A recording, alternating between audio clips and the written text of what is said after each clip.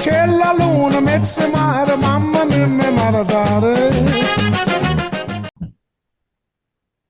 All right, welcome into finally the first official episode of Gridiron Guidos with Marco Cirillo and my official co-host on a weekly episodic series, Mark Papaleo. How you doing, brother? I'm good, brother. How are you? Ready for football to kick off?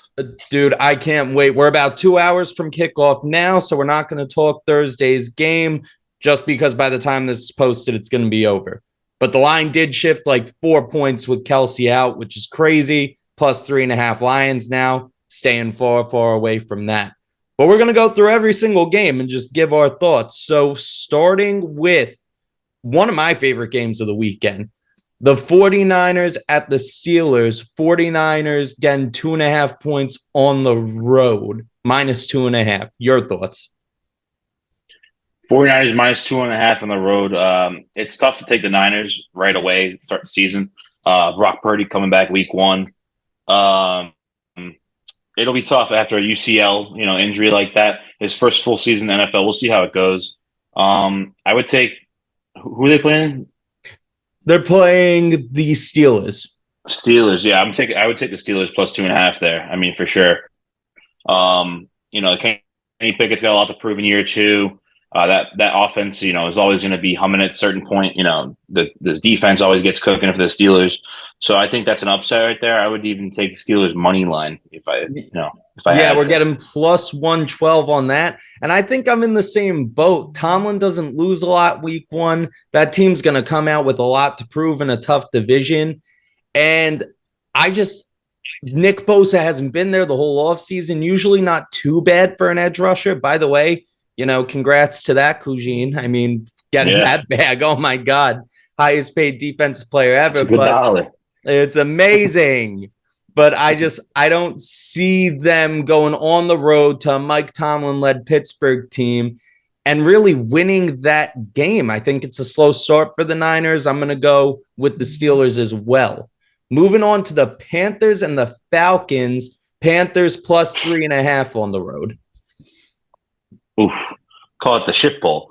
Panthers 3.5 on the road against the Falcons. Another team I don't believe in, the Desmond Ridder and the Falcons. I don't really believe the hype around Ridder. I don't think he's really a quarterback ready, NFL ready quarterback. Yeah, he really just doesn't pass the eye test for me. I like Carolina in that game. I think Bryce Young, obviously is going to go through some growing pains in the league. He's got a good offensive scheme around him. He's got a good offensive coach with Frank Reich. I think the Panthers go up there and they at least cover 3.5. So I think I'm in agreement that they'll cover, but I'm big on the Falcons this year. Even if Ridder's not great, I think that they're going to run the ball enough to the point where he only needs to throw it 12, 15 times a game.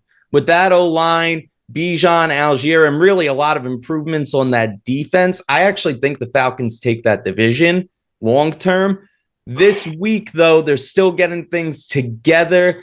I'd love it at 2.5, but at 3.5, I'd probably take the Panthers if I had to. But Falcons are winning that game to me. Yeah, fair.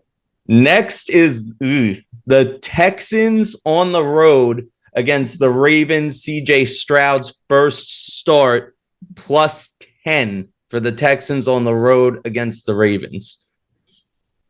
I believe that line's not big enough. I think the Ravens go in there and stomp them like a week one when Miami went there with Ryan Fitzpatrick and just absolutely obliterate them. The Texans are going to go through a lot of growing pains. Brand new head coach, rookie head coach, obviously rookie quarterback in CJ Stroud. He didn't look too hot in the preseason. Their defense obviously is going to get a lot better, with the addition of Will Anderson. I think they're going to make a jump this year to maybe 5 wins if they're lucky. 4 or 5 wins. So I mean, I'm obviously taking the Ravens minus 10 there. You got it. Lamar's got a lot to prove with a new contract. That offense seems to it's going to find its legs here early on against a shit test like the Texans. Yeah, and I mean, Harbaugh's another one of those coaches like Tomlin where his teams always come out ready. I mean, they just beat the brakes off of, average teams usually on week one. And I don't know that the Texans Again, I like D'Amico Ryans. I think overall they'll be good eventually. I don't think they'll be good yet. I like the Ravens to absolutely smash that line. I think that's a 3-possession game. And I think Vegas agrees more than they're putting on with that minus 500 money line too. So yeah, we'll see what happens there. Next is the Bengals on the road at Cleveland. Bengals only minus 1.5 on the road in Cleveland. is Joe Burrow confirmed? Obviously, starting this week. Joe Burrow is I haven't seen confirmed any in. news. Okay, 1.5. I mean, I might. Yeah, I guess I'm going Bengals here. I mean, I want to go Browns. My gut says Browns at home. Week 1, but Deshaun Watson still hasn't shown anything as a Brown yet. He's been there for a cup of coffee. So their offense, obviously, they're going to run the football. They're going to control the pace of the game. But if the Bengals can get up early, I can see them holding on to a lead for a while in that game. Joe Burrow, that offense is going to be moving. Jamar Chase, T. Higgins, Joe Mixon's going to be running that football. Their O-line's gotten a little better. So I think the Bengals go out there and they take care of that 1.5. I think I'm taking the Browns with that 1.5. I think that's one of the most talented roster in the NFL, which we talked about on the episode that disappeared. But the Browns, I think, are very talented. I think Deshaun Watson, if he could even play as a league average quarterback, they'll be very good. Burrow didn't get to participate in a lot of the offseason program, so I think he's going to have a little rust on him. And I think, like you said, Cleveland's just going to run the ball, control the clock. They have a good enough defense to hold the Bengals at bay, I think. As long as Jamar Chase doesn't get loose for a crazy game, I see Cleveland winning that one at home. Okay. Next up, we have the Buccaneers at the Vikings. Bucks plus 5.5 on the road in Minnesota. I think everybody's low in Minnesota. How about you?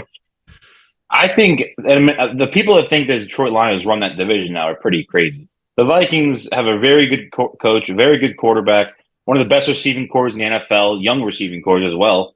With headlined by Justin Jefferson, KJ Osborne. They just added Jordan Addison, TJ Hawkins just had a massive deal. I mean, they have some of the most weapons you'll see in offense, and Kevin O'Connell knows how to control it. Kirk Cousins is what you're going to get with him. He's going to give you 250 and 2 tuds every week.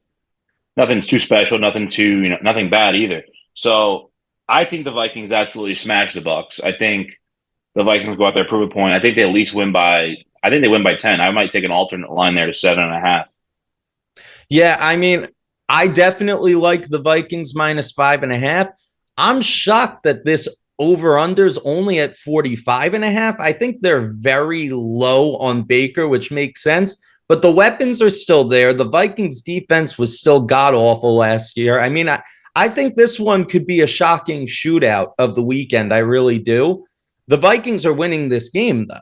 Like, people are forgetting, this was a 13-win team with maybe the worst defense I've ever seen. It's one of the worst defenses that's ever existed. They won 13 games in spite of that.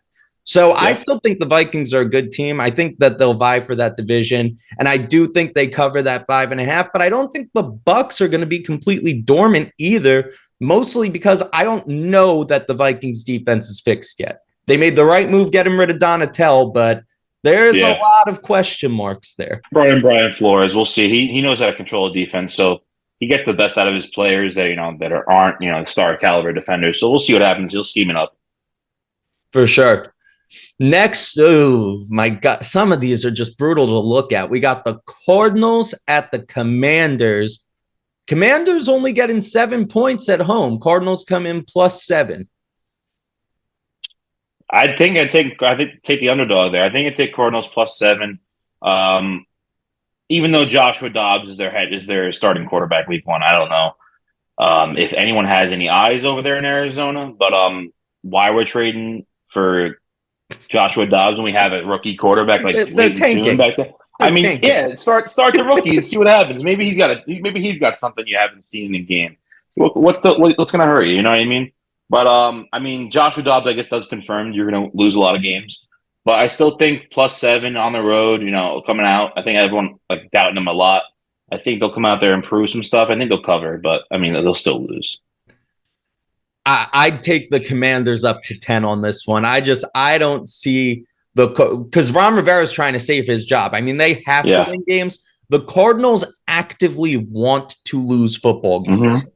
The Commanders' defense is still really good too, and Sam Howell can't be much worse than Heineke was. Like, I think that they actually come in slightly improved. I'm easily taking the Commanders with that line, but I'm absolutely taking under 38.5. I don't see the Cardinals putting up points. I think the Commanders win this game like 17-3. Like, it's going to be brutal to watch. Yeah, for me in that game, it's definitely the under is the play. Only because it's such an ugly football game, and like Cardinals, Commanders, no true star like quarterback or anything like that. So I mean, I feel like it's going to be ugly football. I think it could be close. I think it'll be a run the football game. So it could be. I think the under is a catch. You can catch that right now. Take it to the bank, deposit it. But yeah, I'm taking Cardinals +7. You got to go underdog somewhere, right? Why not where everyone thinks they're sleeping? I guess that I get the logic, but I think that's going to be one of those games that Red Zone just kind of tunes to like have a game there. Like, there's going to be just some pun intended happening that are ridiculous. All right, next game. I actually really like this matchup. We got the Titans going to the Saints. Titans +3 coming in. I like the Saints here. Saints -3. It's at home, correct? You said the Titans are going there? It is at home for the Saints, yeah. The Saints don't lose a lot of games at home. That defense is always, plays sound football. Derek Carr's got a lot to prove in a year after coming from the Raiders. His first year with the Saints. I don't like their head coach, Dennis Allen. I think he stinks. Dennis Allen. But what defensive head coach doesn't stink? But I think Derek Carr is a good enough quarterback. He'll find his weapons. He'll find his bailouts. He won't get too crazy in week one. I think they go in there, they take control. I think all you got to do is, if you hold Derrick Henry in check and don't let them control pace, I think the Saints will easily cover there. I'm going to go the other way. I'm going to go with the Titans with that +3. I'm a known Derek Carr hater. Let's start there. I don't think that the guy's a good quarterback. He had one good season 8 years ago, and everybody just crowns him. Carson Wentz had like 2 good seasons in that time span. I don't get the Derek Carr love, except for the fact that he seems like a great guy. Dennis Allen, I think, is a horrible head coach. I don't know how many chances he's going to get, but it's just not panning out. And I think Mike Vrabel is an excellent coach. I think Ryan Tannehill's still a good enough quarterback. Derrick Henry's still got some juice, and I loved the addition of Hopkins to that team. I just don't see Vrabel not at least covering. I might even sprinkle a little bit +138 on the money line. Not positive yet, but I think the Titans cover that 3 points on the road. Next, definitely not a bad bet. Yeah. Next, we got at least an interesting game. We got the Jaguars going to the Colts. Jags -4.5 on the road. I'll never bet the Colts week one again. So I'm going to take the Jags, covering the spread. I don't care what it is. You could be 7. Because the Colts played one of the worst football games ever the past 2 years. They're taking them week one money line. Not even a problem. They're playing the Houston Texans the last 2 years to start the season. And both times laid an egg. So the Colts are off. Hey, they tied in one of those. Sheet. I think, and they tied one of them. So they absolutely screwed me over. So they're done. They're off my no bet. They're on my no bet list, especially for week one. So I'm hammering the other way. Hey, I don't necessarily blame you. I mean, rookie head coach, rookie quarterback. Jags are supposed to be much improved. And that's exactly why I'm absolutely going the Colts. Give me the points. Might even take the money line at home. I think Richardson's going to help them control the ball. It's going to be run after run after run. Deion Jackson will have 15 carries. Evan Hull will have 15 carries. Richardson will have 20 carries because that's all he's going to be able to do. They'll at least cover the points. I think the Jags come out sloppy. I don't believe in them. I think they're the fakest coming out right now. I still think that's the Titans division to lose. I mean, with Josh Dobbs, we've established sucks. With Josh Dobbs, they were right in that game to take the division where Trevor got bailed out by that fumble return for a TD, again, because of Josh Dobbs. I'm not sold on the Jaguars yet. Maybe they cover this spread. They prove me wrong. I think 4.5 on the road, way too generous week one, and I think Shane Steichen is a good enough offensive mind to where they'll at least be able to keep the game close. I'm taking the +4. I'm fully prepared for the Colts to cover that too, because I'm on the other side of the Colts. So yeah, now you're not betting. whatever the Colts are on, I'm assuming he's going to happen another way. So you can have that dub right here, right now. I'm telling you that right now. I won't take the Colts ever again for week one. But I do agree with you. I think the Jags are a bit, of a pretender. I think, they had a great year last year, late end of the year, good run. But you'll see. I mean, it's a long season. They'll have to, incorporate Calvin Ridley in there, figure out, who's getting the ball. Is it him or Christian Kirk or Evan Ingram? How the backfield's going to work out. But they're a strong team. But I still think I agree with you. The Titans division to lose 100%. Yeah, and by the way, we'll take a little break from the teams for a second. While we're on the Jags, we actually got a mailbag question. When you asked, we got a mailbag. Cameron asked whether or not Calvin Ridley's a 1,000-yard receiver this year. I don't think he is. I think Christian Kirk's still going to lead that team. Trevor throws to the slot 77% of the time. Kirk's going to take up most of those snaps. So I don't see Ridley hitting that mark. I think he'll be more in the 700, 750 range. I think he's going to disappoint a lot of people, honestly. No, I agree. I like to see a question come out of Jacksonville from Cameron. Yeah, I agree with you. I think Calvin Ridley's going to be more of that around that 750 to 860 around that area. I don't see him quite getting 1,000 yards. We could be obviously very wrong, but like you said, he's playing the outside. The inside with Christian Kirk's are kind of already solidified. Evan Ingram's going to get the ball as well. They have a running game, so it's a lot of things. But Calvin Ridley, I'd say he has over like 7 touchdowns this year for sure, though. Yeah, I think he'll be a big threat in the red zone. Yeah, that's where I think he'll thrive. The yardage, full field, I don't think that's really him. But I think he'll definitely be a red zone threat for sure for the Jags. Hey, there we go. So we got the Eagles going to the Patriots, only getting 4 points going to Foxborough. Eagles, Patriots. That's another game where I'm going to be really confident about the Eagles going in there. I think in Foxborough, the Patriots obviously play their best football. Obviously Bill knows how to scheme up a defense. Their offense is absolute dog shit, though. Any quarterback. This poor guy, who's throwing to?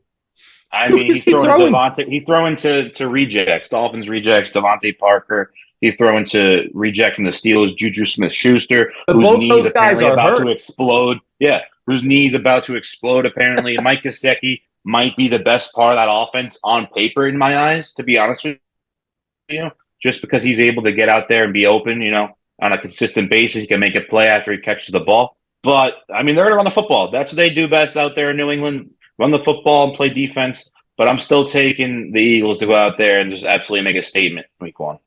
Yeah, I wish I could say the Patriots because I love nothing more than seeing the Eagles lose. But you have your top 2 receivers hurt. You're trying to install another new offense after they absolutely screwed this poor kid with Joe Judge and Matt Patricia, which I'm not getting started. But I feel horrible for Mac Jones because he should have been drafted by San Francisco in the first place. That's what should have happened all those years ago. Now we're seeing Lance getting shipped off to Dallas. It's just that was such malpractice by both of those organizations. All this to say, yeah, Eagles -4. I'd absolutely smash that. I think they win by at least a touchdown. And I'd probably take the over 45 because I think the Eagles are going to put up 35 of that. Like I don't think that game's going to be particularly close. The Las Vegas Raiders going to Denver as dogs on the road, 3.5.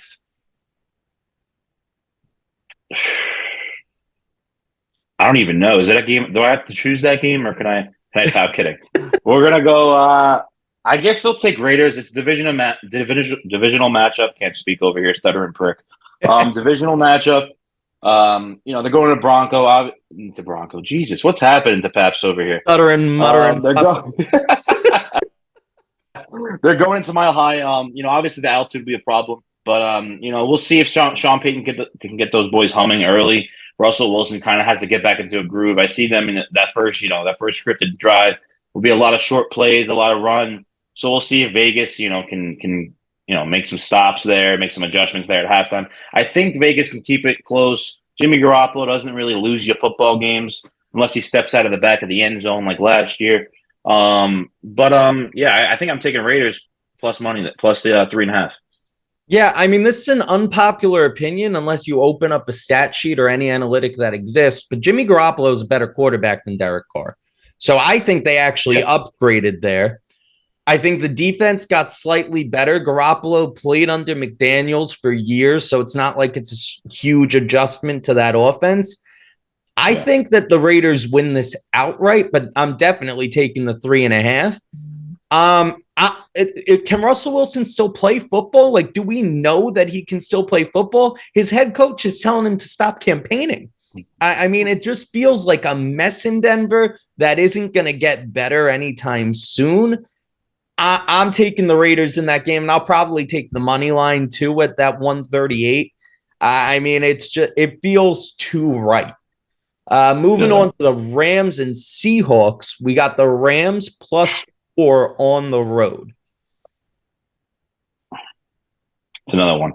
I think the Seahawks can cover 4.5. I'm kind of too confident about it when I say it now in my head because Geno Smith. I mean, who the was Geno he a 1 year wonder, or is that legit? Yeah, it could have been a 1 year wonder, but Pete Carroll does. He knows how to coach football. So I mean, I like the Seahawks. I am leaning towards the Seahawks in that game, 4.5. I would like to see it at 3.5, maybe even 2.5. Obviously, you slam that. I feel like the Rams go in there. McVay's got something to prove. No Cooper Kupp hurts them a lot. I think that's probably why the line is so big right now. The spread is so big. Yeah, I guess I'm going Seahawks. They're going to run the football. They're going to run it down your throat. They're going to play defense. They're going to play hard football. That's a tough place to play. So I'm taking the Seahawks minus 4.5. Yeah, I mean, I'm definitely taking the Seahawks. It's actually -4, so you don't even have to worry. -4, even I'll take it. Yeah. To me, I don't see where the Rams win this game. You don't have Cooper Kupp. You're going to run the ball with that horrible offensive line with Cam Akers. Stafford's elbow, we don't even know what happened there. We just know that he had an elbow injury. They never even specified what it was. So there's just so many question marks. The defense has holes. And listen, I love Puka Nacua enough to draft him in the last round, right? But I don't think that Puka Nacua is enough to beat DK Metcalf, Tyler Lockett, Jackson Smith-Njigba.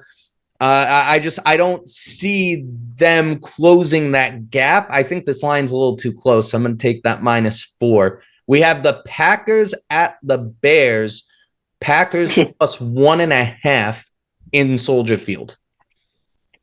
Plus 1.5 at Soldier Field. I think I'm taking the Bears there, just because if you see a home team with -1.5, I mean, obviously you should think about it but when Jordan Love, coming in his first full season starting, that coaching staff really hasn't, I feel like, figured it out recently there. I think that last year they took a major step back, obviously. Obviously, Aaron Rodgers wasn't great last year either, but who's to say Jordan Love is better than that? I like the kid. I think he'll have a successful career, but I think week 1 in Chicago is going to be a little too much. I think Justin Fields and that Bears offense looks a lot more, ready to go from looking at the preseason games. So I'm taking Bears.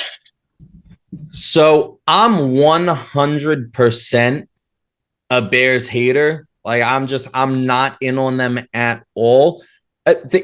People forget they won 3 games. They had the number 1 overall pick. This wasn't a team that just was okay. I mean, they were worse than the Houston Texans last year, who had no one.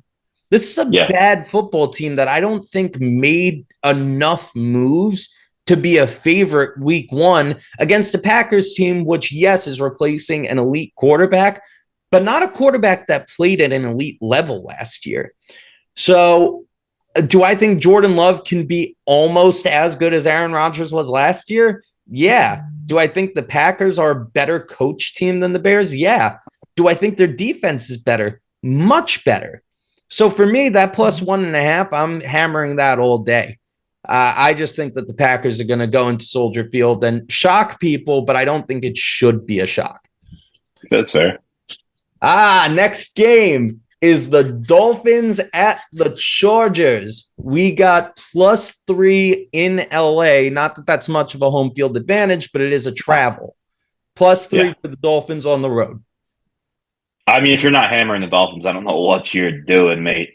If anything's showing you from the Chargers, it's showing that they can't cover spreads. First of all, they can't be trusted. Justin Herbert can't be trusted late in the game. He's a very good quarterback. He has all the intangibles, the height, how big he is, the throws he can make. He's a way better prospect than my quarterback, Tua Tagovailoa, by a million years, by a million. That being said, the Dolphins have the better defense in my eyes. The Dolphins have a better coach in my eyes on the offensive side of the football. I think they are, I think they're going to catch the Chargers sleeping. I think the Chargers are going to be rolling week 1 at their own place, all happy and go lucky. I think they might jump off to an early lead. I think the Finns come back, roaring that second half. I see the Finns catching them sleeping. Yeah, Finns money line. Don't even take the 3.5. Don't even take the 3.5. Finns money line on the road in LA. We don't lose in LA. Except for last year. I agree with you because I don't think Brandon Staley's a good head coach. My favorite bet in this is the over 50.5. I think this is the shootout of the week, even more so than tonight's game. The Dolphins are really, really fast, like very fast. Like there may not be a faster team in the NFL in the past couple of years. They are speedy. And the Chargers are going to be airing it out like crazy with Kellen Moore. I see both teams putting up some real numbers. I don't think defenses on either side, they're talented, but they don't execute well enough to really stop these offenses that much. I just think it's going to be, an absolute field day for both offenses from the word go. Yeah. I like the Dolphins to cover that 3 points just because I think that they're a deeper roster and they're just so much faster. Like I don't see Chargers really keeping up. And Brandon Staley's a bad coach. And I'm in on Mike McDaniel, even though I'm not in on the quirkiness. Like I like him from a football perspective. Yeah. I don't get the obsession with the guy, but he's a good football coach in my eyes. And Brandon Staley's not that. So I'll take the Dolphins +3. Yeah.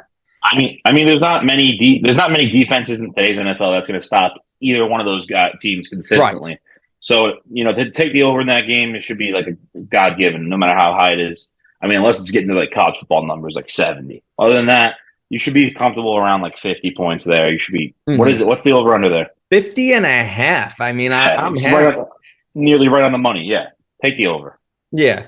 But, defense in the NFL now, it's so much more about who you play than who you have. It really is. Yeah. Which is a shame, but that's how the league works. It's more fun to watch. How it is.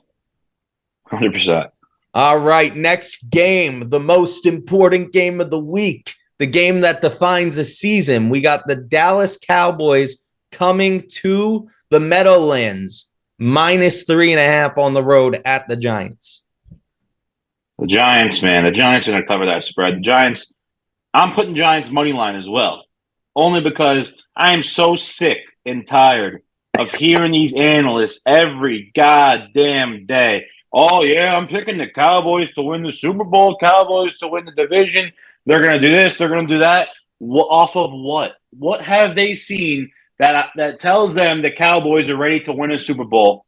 Because they're closer to the bottom of that division, in my opinion, than they are to the top. I mean, they have all this talent on offense. They got Dak. They got Tony Pollard. They have the receivers in CD. Brandon Cooks, obviously, they just added. I think he's lost a step. People disagree. I mean, if he was so good in Houston, he would have got the ball. I'm sorry. He would have got the ball. But we'll see if Michael Gallup can stay healthy for 5 games this year. Who the hell knows? But the Cowboys are the most overhyped team every year. They're the most overcovered team every year. Mike McCarthy stinks as a head coach. Obviously, he's a very consistent head coach in the regular season, but that shouldn't get you paid, in my opinion. What should get you paid is playoffs and Super Bowls, and he hasn't done that. He had the best quarterback in the league for years. 1 ring to show for it, 1 playoff run to show for it, really. Yeah, I think the Giants go in there. I think Brian Dable finally get the good head coach over there in the Meadowlands for the Giants. I think they go in there and they shock the world and they win by a touchdown. The New York Giants are winning this football game. I'm just telling you right now. The New York Giants are winning this football game. This is the first time in my lifetime since I'm alive that the Giants have been this healthy coming into week 1. This is the first time in probably 10 years, probably since 2011, where I actually feel like the Giants have the advantage in the trenches from the defensive side. It's going to be tough. 100%. Micah, all that. They have a good defensive line as well. But you got Tyron Smith now showing up on the injury report today. I mean, half of their offensive line is banged up already, heading into Mm-hmm. I think personally, and this is going to be met with scrutiny, we have the advantage at quarterback based on recent play. I think without Adoree Jackson last year and Xavier McKinney, both guys hurt, to bring no mention of the slew of injuries that we were dealing with when we played them Thanksgiving Day, we forced Dak into 2 turnovers with Nick McLeod as our top corner. Fabian Moreau didn't even play.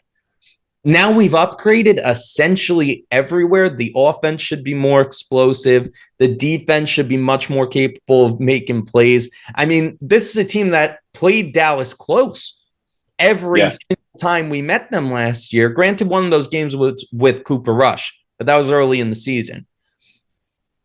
And we've improved in every way, shape, and form.